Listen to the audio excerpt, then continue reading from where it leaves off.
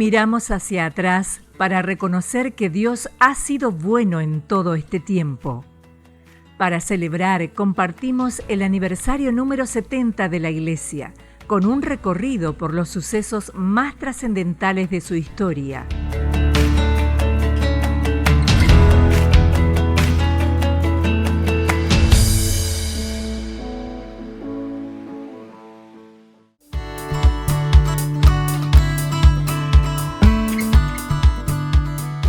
La historia nos obliga a echar una mirada a los acontecimientos del pasado que dejaron huellas indelebles en la vida de esta congregación.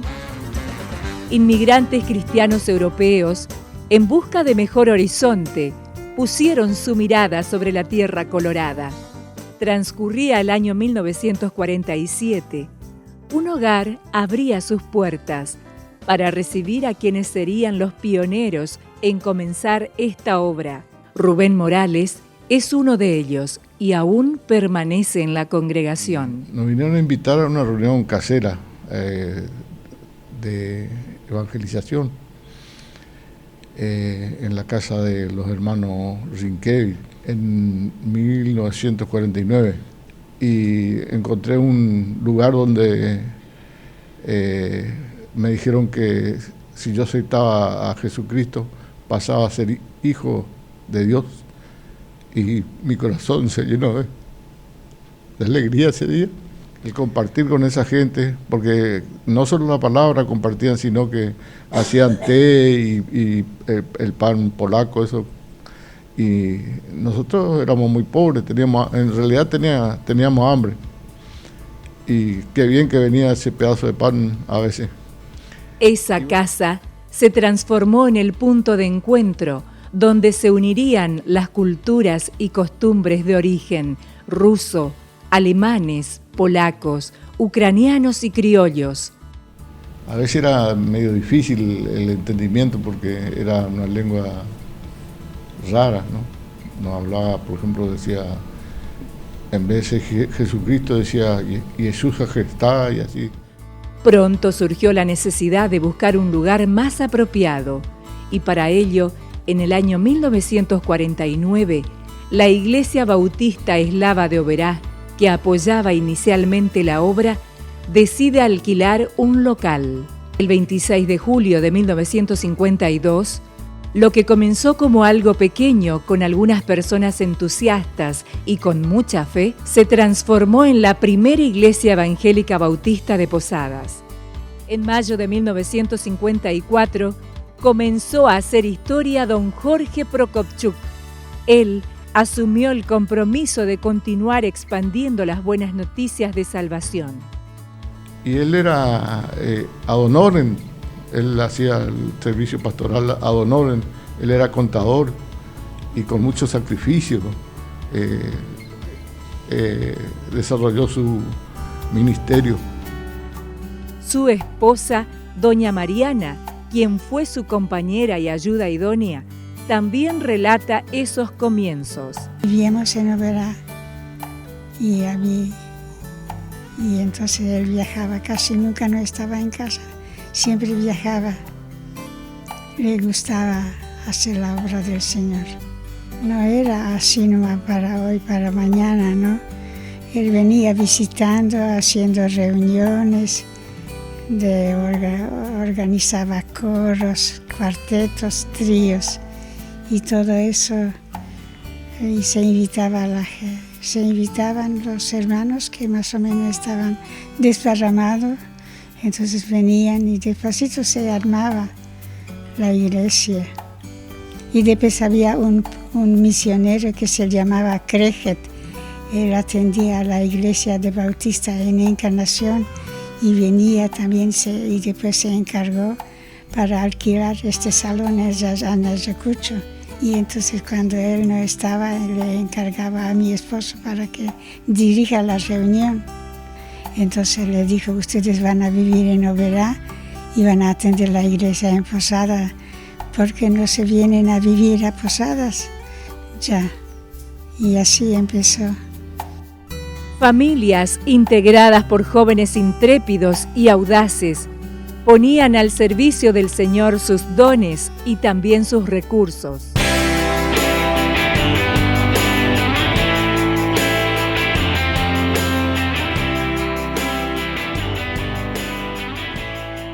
Familias, unas cuantas familias que colaboraron con cantar en el coro y viajar al interior, como el hermano Neumann, por ejemplo, prestaba su camión.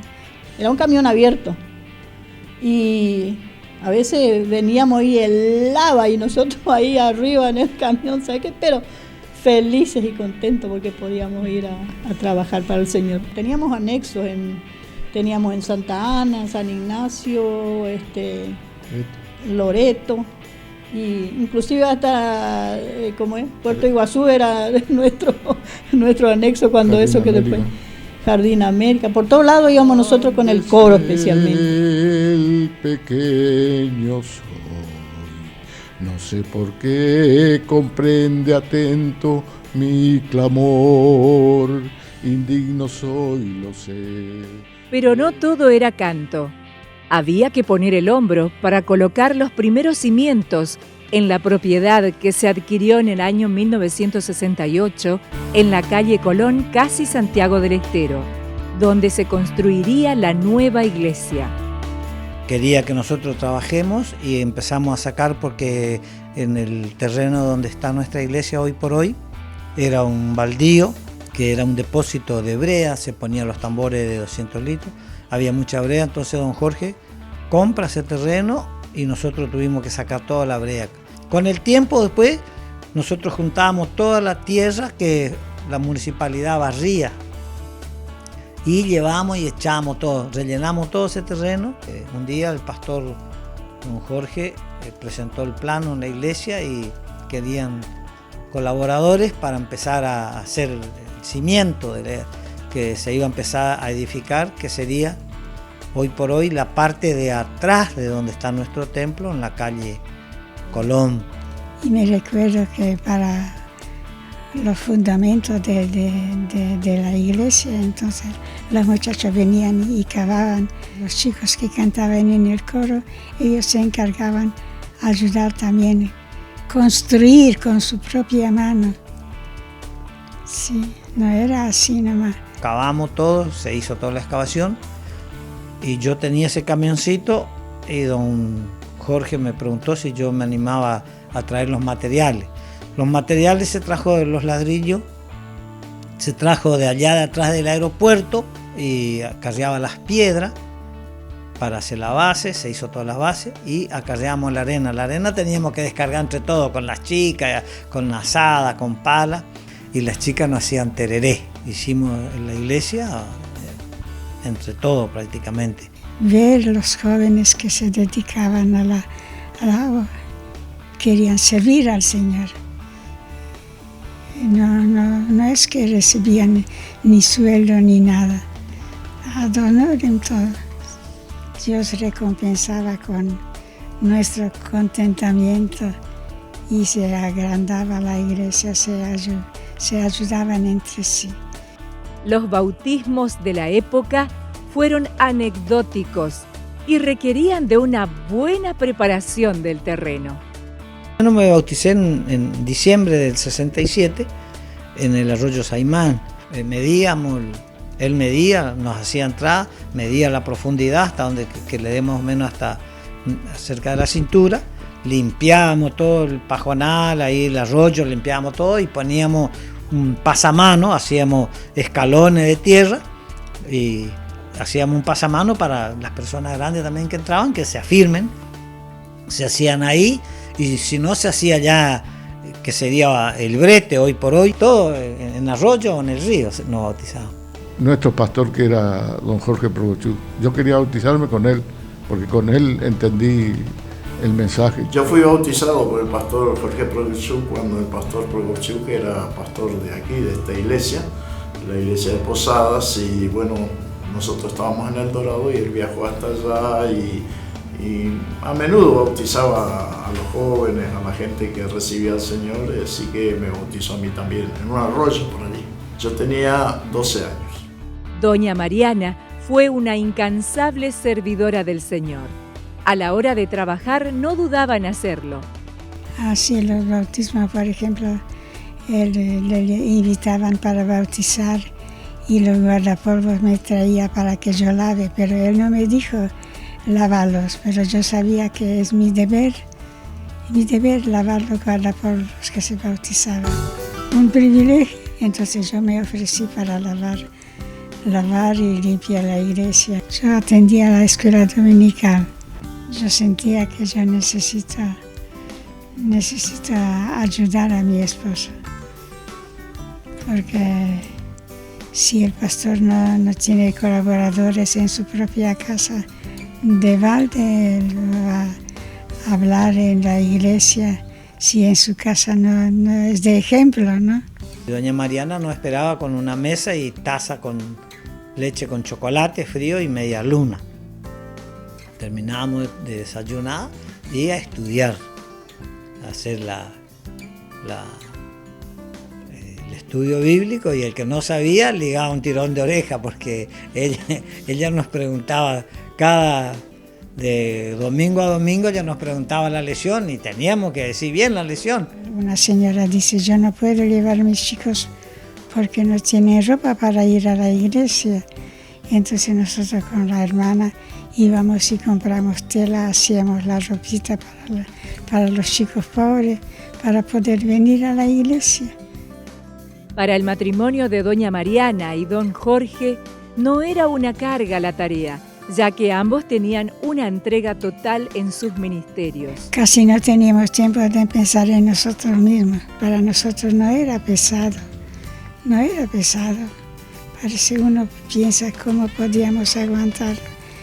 Lo primero hay que cumplir con Dios, y Dios cumple con nosotros. Y no me arrepiento de estos años que hemos trabajado, porque había muchas personas que aceptaron al Señor verdaderamente.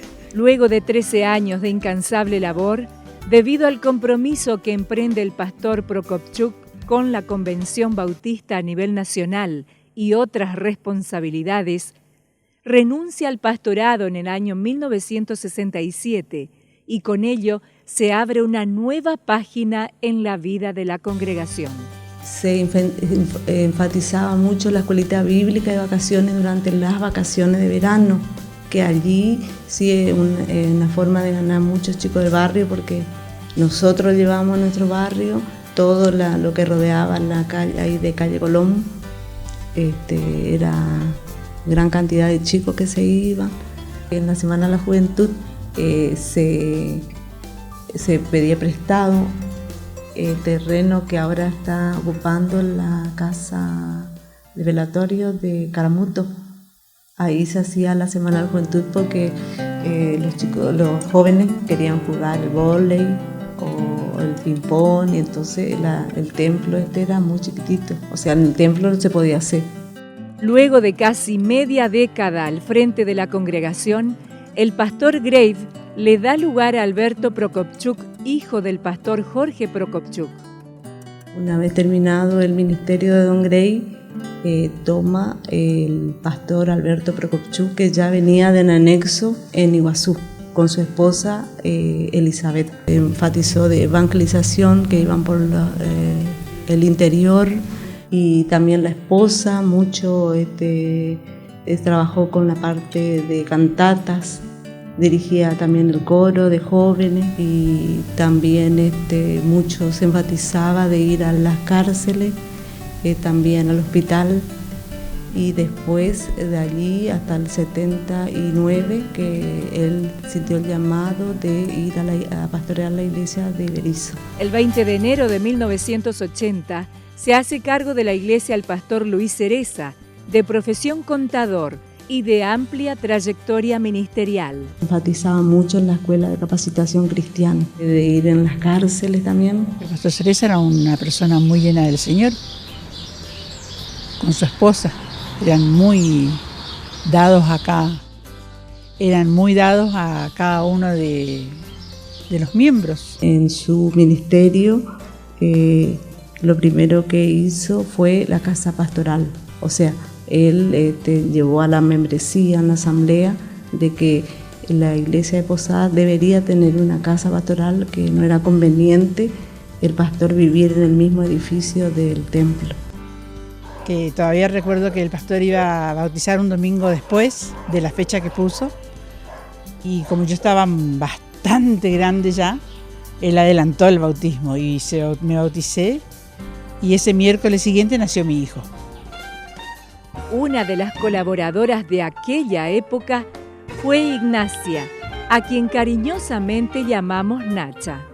Cuando nosotros antes íbamos a bautizarnos, 2 meses antes nosotros decíamos nuestro testimonio, delante de toda la congregación. Y yo salí y le dije, yo voy a ser toda la vida, voy a ser creyente.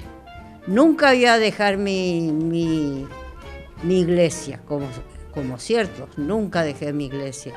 Y voy a seguir, si Dios quiere y la Virgen. Salí y dije, ¿sabe? Y ¿sabe cómo se reían? Al mes que yo recibí a Jesús y que me bauticé, empecé a trabajar. Yo he trabajado. Yo llevaba bolsas de pan por nuestra espalda, llevamos con Susana Fuchs, las dos trabajábamos. Llevábamos pan para el hospital. Yo nunca disparé de entrar en una habitación donde había un sidósico. Yo entraba, decía prohibido, pero yo entraba, porque si íbamos para atender a esa gente hay que entrar y verlo. Mirta Villagra se desempeñó por mucho tiempo en lo que más le gusta y sabe hacer. Venían chicos de todas las clases y algunos venían con una necesidad extraordinaria que le atiendamos en su parte anímica, y al contenerle en la parte anímica ya le enseñábamos la espiritual. Con el tiempo me di cuenta que en el barrio había mucha gente necesitada, entonces le hablé al pastor qué podíamos hacer y él nos permitió que tengamos un anexo, o sea, primero una escuelita dominical, Horita Feliz, que le llamábamos así. A través de esos niños vinieron las familias. El coro de la iglesia era la vidriera donde muchos querían estar. Estaba a cargo la directora doña Luba de Chomi. En todas las fiestas estaba presente el coro, en todas las fiestas, casamiento, aniversario, cualquier festejo que había, el coro estaba presente. Después se cantaban muchos himnos, siempre todo con órgano. No había otros instrumentos. Fue muy poquito, muy de a poco entró una guitarra. O sea, las guitarras eran las guitarras criollas, las comunes, que tocaban un conjunto. Pero de ahí en más que acompañaba, no había. Ni eléctrica, ni de ninguna clase. Hasta que en un tiempo apareció una batería, pero tocaba muy suave. No aplaudíamos. Por aquel entonces, Lorenzo Rivas fue otro de los jóvenes activos de la iglesia. Era vicepresidente de los jóvenes. Y salíamos, como comentaba el hermano Morales, en el interior siempre teníamos encuentros. Nosotros llevamos el programa completo, el mensaje, la alabanza, y muchas veces jugábamos al fútbol sábado a la tarde y el domingo tenía que presidir, y por ahí en el fútbol teníamos un encuentronazo con alguien, un hermano por ejemplo, y yo antes del culto tenía que pedirle perdón para entrar en el altar de Dios. Esa era una carga para mí. Entre otras decisiones, surgió crear el Jardín de Infantes. En la de Colón se inició una guardería primero, después pasó a Jardín Infante, Rayito de Sol, y posteriormente Mi Mundo Feliz. Durante el período del pastor Luis Cereza, se adquirió el campo en Santa Inés en el año 1982. Para que llegara a ser lo que es hoy, demandó mucho trabajo. Nosotros entrábamos en el barro hasta la rodilla. Era un grupo de 100 personas que íbamos a trabajar todos los domingos. Y el pastor Cereza adelante con una bota grande en el pastor. Era un matorral impresionante, en la parte de arriba había una casita de madera y en el primer bajadón era una plantación de mandioca y había un bañito chiquitito. Empezamos a hacer las reuniones, íbamos todos los sábados y los domingos, hacíamos campamento. Y un día el pastor Cereza dijo que teníamos que agrandar, entonces había mucho caraguatá. Hoy por hoy, donde está la pileta de natación, donde está la cocina, eso era todo un bañadal. Íbamos limpiando, las chicas se llevaban tereré, las que se animaban a rosado, carpilla, hacían. Y el primer galpón que se hizo fue mi padre el que donó todos los eucaliptos que fuimos a buscar. Tantas personas están conociendo a Cristo por medio de ese campo, por los retiros, por esta visión que el pastor Col tiene ahora para la iglesia. Tenemos mucho trabajo por delante, hay muchas personas todavía para ganar para Cristo. Y eso es lo que más le doy gracias a Dios por nuestra iglesia. Qué fundamental fue la visión del pastor Cereza al comprar ese campo. Con el propósito de extenderse, la congregación apoyaba varios anexos. Salir hacia los barrios. De ahí que los puntos estratégicos eran Arapacho, Villa Cabello, creo que es Ñuporá también, y después fuera de la provincia era Ituzaingó y Jardín América, y el apoyo en la obra en Santo Tomé. Situaciones vividas quedaron impresas en la memoria de ellos, como la que nos describe el hermano Villagra. Alejo me preguntó un día si yo me animaba a llevar los materiales de construcción a Ituzaingó. Los pastores allá en esa época fueron unos franceses que estaban trabajando en Yacyretá y bueno, le dije que sí. En una oportunidad había que levantar las chapas de cine, eran las chapas largas, tenían 12 metros de largo, más o menos, eran chapas grandes, no podíamos levantar a mano y entonces Alejo me pregunta si yo podía meter el camión adentro. Le dije que sí, yo no sabía para qué. Y bueno, metimos el camión y decidió que con la carrocería volcadora levantábamos las chapas. Y bueno, trabajamos todo un sábado y todo un domingo, porque cuando se empezaba había que techar, porque después veníamos y tenían miedo que llueva, todas esas cosas. Y la pared estaba sin terminar, pero cuando nos dimos cuenta, el hombre que estaba haciendo cerró la pared, que achicó la puerta. No podíamos sacar el camión. Y fue una risa. De primero se quisieron enojar, pero después nos reímos entre todos. Tuvieron que volver a romper las puertas, o sea, la pared, para sacar el camión. En los periodos siguientes estuvo a cargo el pastor Cardoso, mientras se esperaba la llegada de quien sería el encargado de echar raíces en Posadas y que vendría para quedarse, el pastor Luis Col y su esposa Mirta Cao. Con la guía de Dios y puesto los ojos en Jesús, fueron innovando en diferentes áreas. El principal cambio y herramienta indispensable que implementaron es la visión celular. Se empezaron a realizar reuniones en las casas, siendo la primer célula en el hogar de los mismos pastores. A partir de ahí, la multiplicación se extendió paulatinamente por toda la ciudad.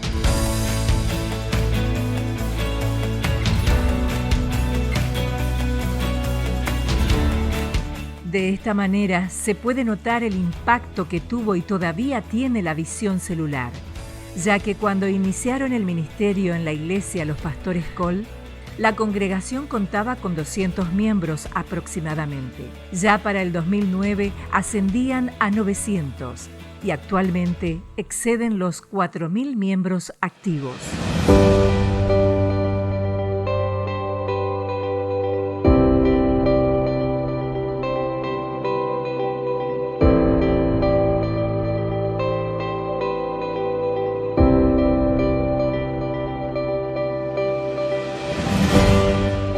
Otra de las medidas que impulsaron la unidad y crecimiento fue la decisión hacia 1994 de empezar a compartir los cultos de Santa Cena en el campo recreativo de Santa Inés. A partir de ese momento se fueron sumando otras actividades como retiros, campamentos y picnics.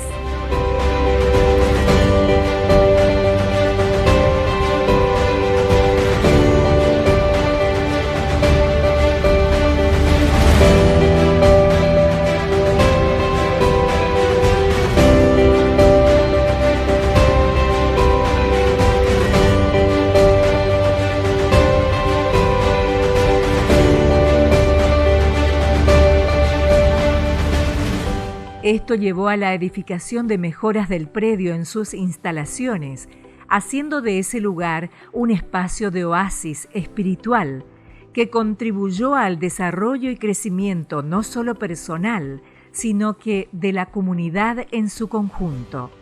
Allí, muchos entregaron su vida a Jesús y dieron el paso de obediencia con el bautismo. Nunca más seré quien antes fui,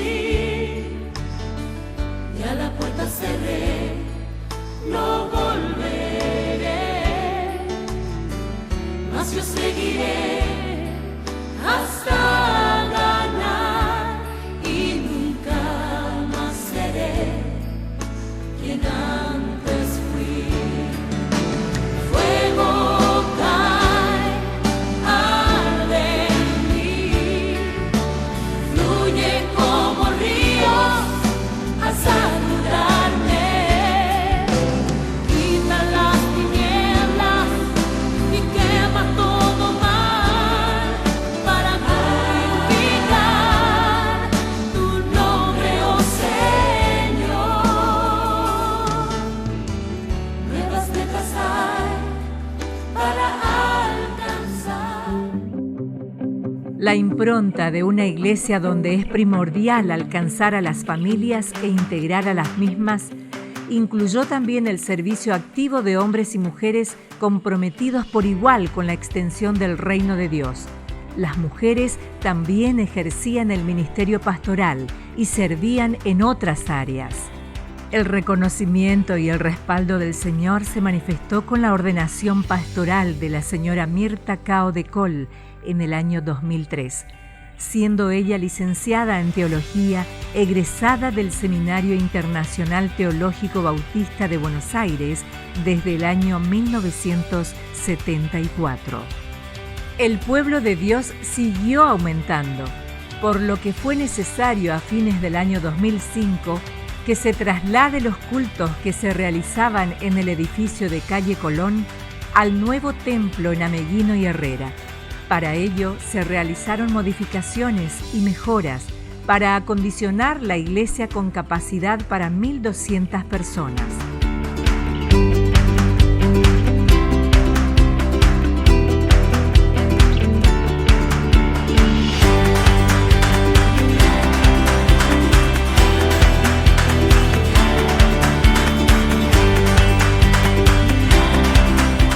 Algunas de esas mejoras se refieren a la colocación de la cerámica en el piso, la construcción de nuevos baños, la instalación de equipos de aire acondicionado, compras de sillas, etc. El crecimiento sostenido de miembros permitió que se sumaran también muchos jóvenes. Por lo tanto, la Iglesia hace énfasis en el trabajo con los jóvenes a través de actividades tanto recreativas como evangelísticas. Un ejemplo de ello es la salida a los barrios con la carroza de Navidad, a la que después se sumó la carroza de Semana Santa y de los niños.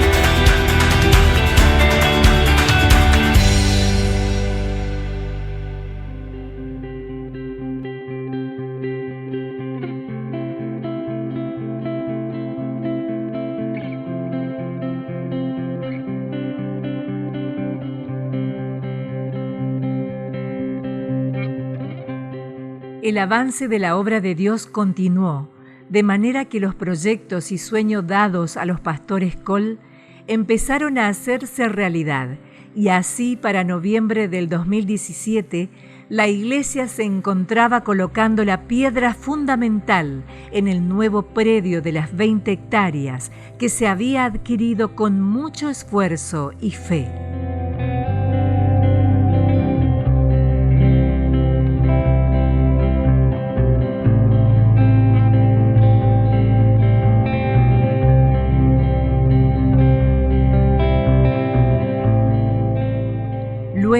Los cimientos se fueron construyendo dando forma al nuevo templo, que a la actualidad está a punto de ser terminado.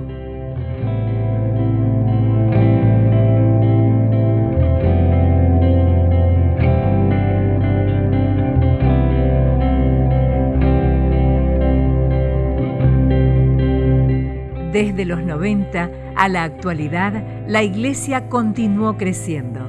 Ni siquiera la reciente pandemia que paralizó al mundo entero la detuvo.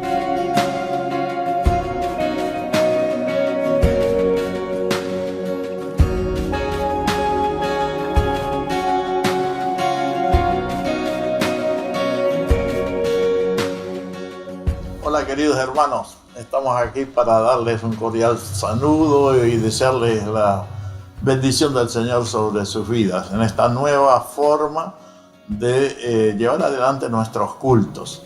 Ustedes van a ver que el templo está vacío, van a poder observar algunas fotos ahí, pero lo interesante es que nosotros somos la iglesia somos las personas, aquello es el templo puede estar vacío, pero nosotros seguimos adelante y estamos llenos de ganas de continuar y llenos también del Espíritu Santo para seguir con nuestra tarea como iglesia. La iglesia somos todos los que estamos, incluso en este momento en nuestras casas, escuchando esto, viendo esto. Así que nos gozamos y nos alegramos por compartir este tiempo y estar junto con ustedes, saludándoles y gozándoles, ya que no podemos estar todos juntos, sí, lo podemos hacer a través de este medio. La obra continuó a través de los cultos online, de las células virtuales, de las transmisiones en vivo de los jóvenes en Instagram, de los programas transmitidos en el canal de la iglesia de YouTube, programas como por ejemplo Para Arriba, El Reino del Revés, Impulso Teens.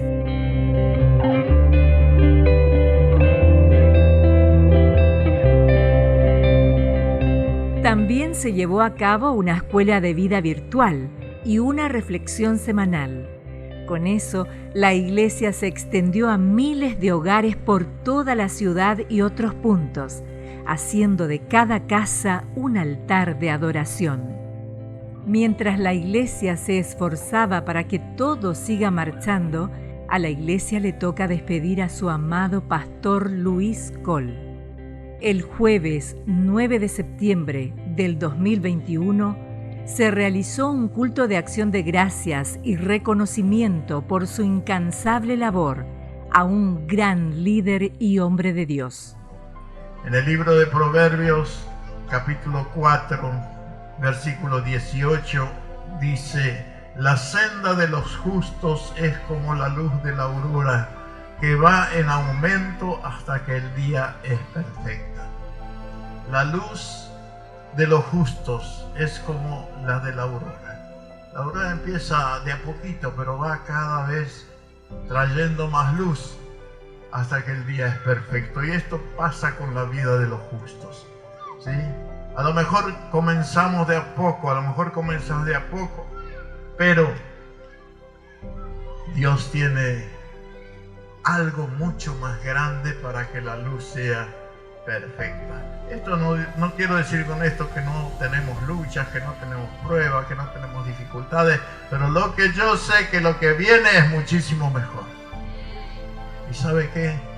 Aunque sea duro decirlo, el día que yo me muera, voy a estar mucho mejor. Aún aquello que parece tremendo, triste, es una bendición.